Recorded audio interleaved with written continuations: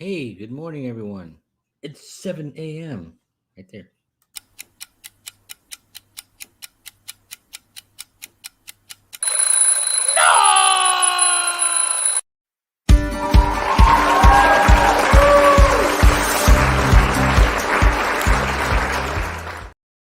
Good morning, everyone. Hope you're all having a wonderful morning out there. I'm doing some technical things real quick. Okay, done. So I'm doing this morning 7 a.m. show here, podcast, talking about some positivity and some life lessons that I've learned. And as I continue to learn and screw up and try to do things that are correct, and at least in my estimation, and they're not always correct, obviously, but um, the things that I've actually been enjoying the most is the fact that I've been able to get up early to do this, especially still we're sort of quarantined to a certain degree. It's not as closed up as it used to be, but the seven the 7 a.m. master, yes. I don't know if I've mastered it yet, but certainly I'm here. Uh, Thanks. Appreciate that. Thank you, Ethan. Uh, so I got my Ethan listening here during his workout. So have a good workout. Enjoy. Yeah. So today we're gonna talk about a couple of different things. I was actually, you know how sometimes we things hit our environment or they hit our spaces, our lives, and sometimes handling it. There's certain things that we want to handle and certain things that we don't want to handle, right? That's just the way it is, right?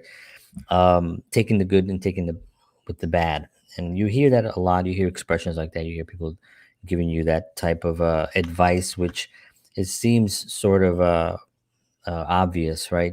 Well, you gotta take the good with the bad, but the problem with cliches and with with uh, sayings and just different verses of that people actually throw at you all the time is that they lose so they lose all meaning because they've been said so many times. That's why I like to say things differently. Whenever I'm in a conversation with somebody, whatever it is I'm talking about, I'm not gonna I rarely, unless I'm making a joke about it, use a cliche. Like tomorrow's another day. Live life to the fullest. I'm just not gonna say that because it's just so corny, and it loses meaning. I don't think people really listen to things like that. So I'll use a lot of quotes from the Way to Happiness book that I've been talking a lot about. Again, I am giving these out to anyone free of charge. All you have to do is send me an email. Let me show you my email here. My email is johnhenrysoto at protonmail.com. What's Proton Mail? My email. That's actually just a different thing. I don't use Gmail, although I still have it, but that's my email there. Send me an email in the title and just write the Way to Happiness booklet, and I will send one to you free of charge. And in that booklet, there contains a incredible. It's actually called the Common Sense Guide to Better Living, and it just has a lot of great. It has 21 precepts on better living, and you can use. I use a lot of things from there to in conversation, just because I've been reading. I've read that a long time. Uh, um, and it was great reading it again for the last. I did 21 episodes here at 7 a.m. With covering each precept, and it was great, kind of reading it again in a presently, with current situations that are happening in the world, and I thought it was great information to bring it to everyone that needs it. I think everyone can appreciate it. It's not a religious booklet, it's not religious based. It's based on a common sense guide to better living. That's what it is. and that's why I love it, and I love to give it out to people because everyone can use it. If I ever gave this book to someone and they read one section of it and they said, I don't I don't agree with this. This is then it's really somebody who has a lot of problems, because a lot of these are, number 7 is seek to live with the truth. So if somebody says that's not true, do not murder. If somebody says they don't agree with that, then I better walk away slowly. Don't do anything illegal. And then it goes into the details on what happens when you break these precepts and how can that affect your life. Support a government designed and run for the people. So all these things, do not harm a person of goodwill. All these things are pretty just common sense things, but they go into very specific details, and that's what I really like the most about it. Um, it's not one of those booklets that will just tell you, to just be positive. Look on the bright side. That's another one, right? Look on the bright side. Be positive.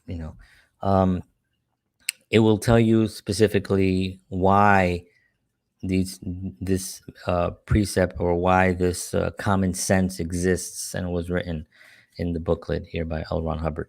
So anyway, I'm giving those booklets away. So one of the things I was going to talk about was, you have to. People say you have to take the good with the bad. You have to kind of like be able to accept the good things that happen and the bad things that happen, and then keep moving forward. But here's the thing: what if you can actually control? It's a little crazy. Think crazy with me, folks. What if you can actually control what happens to you, and just have the mental capacity, right? The spiritual capacity to just pre-see the things that you want and make those things come to life, right? It's make your self-determinism into the future, right? And it's called pan-determinism, right? It's when you can actually, you almost are there already, basically, with whatever it is, a conversation that you want to have with someone. And that's one of the things, right? People sometimes don't want to have conversations with people, especially now with these devices. People love to text, right? They don't want to have the conversation, the tough conversations, I should say. And it's okay, it's okay. But think about if you can actually have the power to just know how that conversation is going to go, put it there into the future, think with it, create it, and then go have it, and have it go exactly the way you want it to go. And this is something that we as spiritual beings in these flesh and bone bodies can actually do. We have the ability to do this. And it's incredible. I mean, obviously, there's a lot of things that come into play, especially on barriers, right? Things that stop you. It can be past instances that made you feel like you couldn't do something. There's things in there are people around you that actually make you feel like you're incapable of having that ability, or exploring the power that you actually have in you. That's another thing that we talked about, right? Just don't, surround yourself with good people. That's one of the precepts in here, right? you know um, Make sure that you have an environment that's safe for you to actually think into the future and say the things that you want to say, and make them happen and create them. You cannot create a future if you're surrounded by someone that's making you feel less, making you feel like you're incapable of creating the future that you say. Sometimes it's best to maybe not even tell anybody, right? If you have a plan of something, and people do that all the time, right? They stay quiet, they just work towards it, and if they make it happen, awesome. It's like, oh, I didn't even know you were doing that. I do some of that sometimes, depending on what it is I'm working on, but not because I have any fear of having someone make me feel like I can't do it. It's because a lot of this industry is. I have a thing I'm working on right now, um, that I haven't really talked about because I don't know if it's going to happen. And it's in film, right? So I'm waiting for a few things, and then eventually I'll talk about it when it's done. Um, but I have plans, and I'll tell them to people, and I'll say, with confidence, this is what I'm gonna do, you know, and it's something that it wasn't. A lot of it developed, obviously, through my studies, through my religion, in the last 26 years that I've been involved. A lot of it has happened there, but before that, before I ever stepped foot into the church, I remember. I remember I grew up in the South Bronx, so it was tremendously poor, right, and very violent, right. A lot of drug use and a lot of murders and gunshots and stuff. By the age of 15, I had already witnessed about four murders, 15, 16, in front of me, and when you watch someone's life be taken from them, it kind of changes your viewpoint on a lot of things. Um, and so it definitely made me realize that music, I'm a musician. Music was my number one salvation to survive that environment. And I just stayed home and I played guitar and I got good because of that. And then I joined bands and then I recorded records and played and had a wonderful, wonderful time. Um, and but it was something that I remember as a little boy, 5 years old. I remember just knowing that I was going to play guitar. I don't know why. I can't tell you what. I did have my great grandmother came to visit once from Puerto Rico, which was sort of like the queen arriving. She was my great grandma. She was my grandfather's mother. And I remember whenever she would visit, and she visited a few times when I was very, very young. But one time I was old enough to remember this, and she visited. And when she arrived, before she arrived, we had to get the house prepared for her because the queen was arriving. And so we had to get the rocking chair fully covered. My grandfather spent time like making sure that the everything was tight. It's his rocking chair, but um, it was going to be hers while she was there and getting her all set up. And I remember in the living room, and I was kind of walking around. I I must have been, my gosh, I must have been 4 years old, 5 years old. I remember. And she called me over to the rocking chair. She's in Spanish. She's like, "Come here." And I walked over there and she said, "Let me see your hands." And I kind of gave her my hands and she looked at my hands and she was like, "You're going to be a guitar player. You're going to be a guitar player. You're going to play guitar. I could see it in your hands." And I was just like, "Okay." I didn't really think of it about that. Shortly, I didn't think about it after that. I just kind of like went about, I was only five. So, but when I was 9 years old, my grandfather, he grabbed me by the hand and he took me to the local music store, which was called El Palacio. It was right like literally just about four or five shops from the building we lived in, right on Southern Boulevard there in the Bronx, in the South Bronx. And we walked into this music store, and I had been there before, but I didn't know why we were there at that point. And he points up to all these guitars that are hanging up on the wall. And he says, "Which one do you like?" And I remember thinking, I don't know why he's asking me this, but yeah, I like that one right there. And he brings it down and he gets some music books. He goes, "You want some books to learn?" And I was like, and then it kind of started hitting me. I was like, "Wait, is he buying me this? Are you kidding me? Am I getting a guitar today? What?" And I was in love with guitars. My uncles all played, so whenever they came over, I would just go into their cases, open their cases, and just try to play with them and stuff. Um, but sure enough, he brought down the guitar, bought me a couple of books that were very confusing. Those Bay books, I forgot what they're called now. The very popular music books that nobody ever learns off of. But they sold like a billion copies. So I had the books, and I took and he put it in the case and he handed it to me.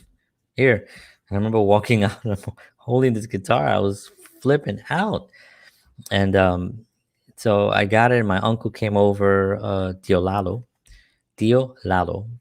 He came over and he showed me my first chord, which was an E, not an E minor, an E. Because a lot of people learn E minor first because it's only two fingers, right? But he taught me an E chord, and I remember putting my fingers on it and my uncle saying, Oh, that's good. He went right. His finger stayed right there, and he made some comments, some other comments to my grandpa about, impressed about what I was doing.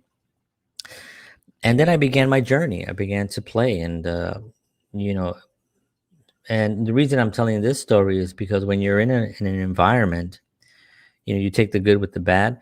Well, the bad environment that I was in didn't stop me from wanting to be creative, you know, and that's what we all have to remember, that no matter what situation you're in, it shouldn't, you shouldn't use it as an excuse to stop you from either achieving your goals or um, basically achieving your goals. Now, again, the things that do come into play are your environment, right? The people that are around you. I was in a bad environment, meaning that it was drug infested. There was a lot of uh, uh, killings and people that were just not the kind of folk you want to chill out with, right? But at the same time, I had a family that was very supportive. Obviously, getting my first guitar, my mom, who I lived with my grandparents when I was very young, but my mom was a very big part of my life as well, and she was super supportive. And I lived with her during some teen years where I explored life, and kind of sort of started hanging out. My grandparents didn't really let me go outside much, but with my mom, she did let me go out a little bit. So when I was a teenager, I was able to go out and hang out a little bit more and see life. Again, it's a bad environment, so you have to be very careful being out there. But I was very fortunate enough that I had the environment at home, you know, to know that it was a safe place for me to create. And that's really what you have to look at when you are trying to achieve a goal, or you feel you're unhappy with your current situation. Um, you have to look at your environment. You have to look at the people that are around you, because it's not you. See, that's the thing, you want it. You want to do it. You have the ability in you to do the things that you actually are thinking that you want to do, right? You say, "Man, I'm thinking I want to do that." Oh, yeah, you do. The thinking part is where it gets clouded, right? It's like, don't think, just do, right? What do you want to do? Just do. Do the things that you love to do, right? Just go and do them. But people say, well, that's easier, it's easier said than done. Well, absolutely. Of course, if it was that easy, everyone would be out there doing exactly what they wanted to do at every single moment of the day, and living incredible lives, right? But unfortunately, most of the people that I even know, not all, but and I surround myself with people that are actually extremely happy. So it's a very small fraction, but most of the people in general, statistically, are not doing the job that they want to do. They're not even doing the job they went to college for, or school for, or studied for. Many of them. Um, and why is that? You know, everyone has obviously different reasons. We're all different human beings, so there's different circumstances. But the biggest part is the environment. You didn't give yourself a chance to put yourself into the environment that's going to make you that's going to give you that opportunity, because you already have it in you. You have it in you to succeed and to accomplish anything that you want to accomplish. What you have, what's really stopping you, and listen closely, what's stopping you is other people sometimes. Other people are making you feel sometimes like you can't accomplish something, or the fear of failure is making you not go forward. The You justify it. If somebody says, well, there's really no money in that, suddenly your mind takes that as some type of fact, and you go along with it, and you fail because you've let some other viewpoint become your viewpoint. And the hardest thing to do in either in the arts or just life in general is holding on to your viewpoints, holding on to your foundation of the things that you want to accomplish, the things that you thought about when you were younger, um, and really embracing that. I wanted to become a guitar player. I mean, a good guitar player. I didn't want to learn how to do 4 or 5 chords. So I can learn to sing a couple of songs. I wanted to be Santana, and I wanted to be, that was my bar. And yes, I had a lot of people around me that were negative, but that didn't matter to me because I knew what I wanted. I knew what made me happy. And that really is also the bottom line, right? What makes you happy? You know, I write right there, do what you love. When you do what you love, you're able, your life is incredible. And I remember just doing the things that I love. I sat there for hours and hours and hours. And because I couldn't really afford good music books to purchase them, I went to the library and I took out books, as a younger teenager, maybe 14 years old. I would go get books out of the library and take them out for two books and bring them home and pull out all the chords and everything I can pull out of the book and then bring it back and then take it out again and take out of the books. And it was just something that I knew that that's what I wanted. And so the first time that I got to play with an actual band was, I was terrified, but I knew I could play because I'd done it. I worked on it. I studied. I knew what I listened to a tremendous amount of music, and so I was able to really play. And then I was able to start a band. And then I thought, I was never really good at covering songs, like playing other people's music and stuff. It was just not something that I was really good at, except maybe Santana, which I played a lot of that. Um, so I started writing songs. I was like, well, let me write some songs. So we wrote songs, and we wrote 3 albums worth of music. And and we got to play in front of a lot of people and record records and had a couple of songs on the radio and had a wonderful time with that whole experience. And it ended, unfortunately, not in a great way, but it didn't stop me from moving forward. It ended, we lost one of the members of the band. He passed away suddenly at the age of 30. And it kind of ended things. We were waiting to do another record, and we had some shows booked. We had like a couple songs playing locally and local radio, which was really exciting. But that ended, but it didn't stop me. It didn't stop me because I'm an artist. So I, almost literally to a year later after the band ended, I signed on with an acting coach, and I decided, I'm going to do some acting. I didn't tell everyone I'm going to become an actor. I just sat with an acting coach, and I remember reading my first thing that I read to her. 'Cause, and I was reading and I was sort of like,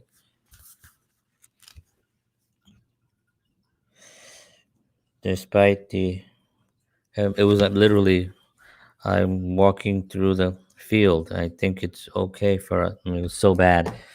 And, but there was something in my voice that she liked. She said, well, you have a really interesting voice. And she said, and you speak clearly, and you don't have, there's certain syndromes that a young actor can get. Either it could be an accent. The Valley Girl in LA is a problem for them over there because a lot of them talk like this, and they end every sentence, even though it's not a question, with a question mark, and it's kind of weird, and it's really difficult for them to have acting coaches that have to deal with this constantly. So that's one of the problems. And in New York, if you're really from New York, then you're always like, "Yo, man, what's up?" So for some reason, I didn't have that. My mom was very she was a teacher for a little bit. She was loved reading, and she loved language, and she always corrected our English. So I grew up with the ability to not to sound like this, whatever this is. But my acting coach gave me enough confidence that I was able to keep moving forward despite having a terrible, approach to it, right? Because I just didn't know how to do it. But she worked with me for a year, and a year later, I went on my first audition, and it went well. Um, and I went on my second one. After that, I became addicted, and I just started auditioning a tremendous, and I booked a lot of work early on in New York City. And then I got interested behind the camera. And but the reason I'm saying this story, and I've talked about this before, is that this is what this is what happens, when you don't surround yourself with people that are negative. And I have always had a good sense of like the people around me that are just not making me feel good. I'm just not. satisfied with that person's communication, so I walk away from them. And I just kept walking and I kept walking, and whatever else came at me, whatever, you know, was trying to stop me, I just kind of pushed to the side, whether it was people, whether it was jobs I had to take where I really didn't like the bosses. I would quit jobs. I would be like, okay, I'm out of here, guys. Peace. I did that a lot. When I was younger, it's more difficult now, to walk away from money because I have kids, but I don't, I still would walk away because in the long run, it will make you happier if you're being mistreated anywhere with any project that you're involved in. So, anyway, I can go on with this, but I wanted to just give you a little bit of an insight and let you know that you have tremendous abilities out there. You have the potential to do exactly what it is that you dream of when you lay your head to rest in the evenings and you think, man, I wish I could have done more of this today. You have the ability to do more of that every single day. It just takes a push. It takes organization of your time, knowing how much time you spent on certain things. And I do have a video that I went over about time, and maybe I'll do another one here at 7 a.m. and talk about organizing your time and how many hours we have in a week, and break it down and break it down and see how much time you really do have, because we all have the time to get it all done. All right, folks. Thank you so much for tuning in. I appreciate you. I will see you all mañana. And tomorrow we're going to be going over this other booklet that I have here, which is The Truth About Drugs. Now, I grew up around a lot of drugs, but this little booklet here, and I will send these to you if you're interested as well, contain what the actual drug does to you. And we're talking about all of them, from marijuana to alcohol, ecstasy, cocaine, crack cocaine, crystal meth, inhalants, heroin, LSD, prescription drugs. And we're going to be talking about that and how I navigated through a crazy, crazy environment of drugs and the things that I saw. And but we're going to talk about the truth about drugs tomorrow. So anyway, tune in tomorrow at 7 a.m. Thank you everybody for tuning in. Today is my daughter's birthday. Happy birthday to my daughter. She's probably not going to see this because she's sleeping right now, but at some point in the future she'll see this. She's 10 years old today, and it's amazing. So, all right, folks, thank you all. God bless you. Have a wonderful day, and as always,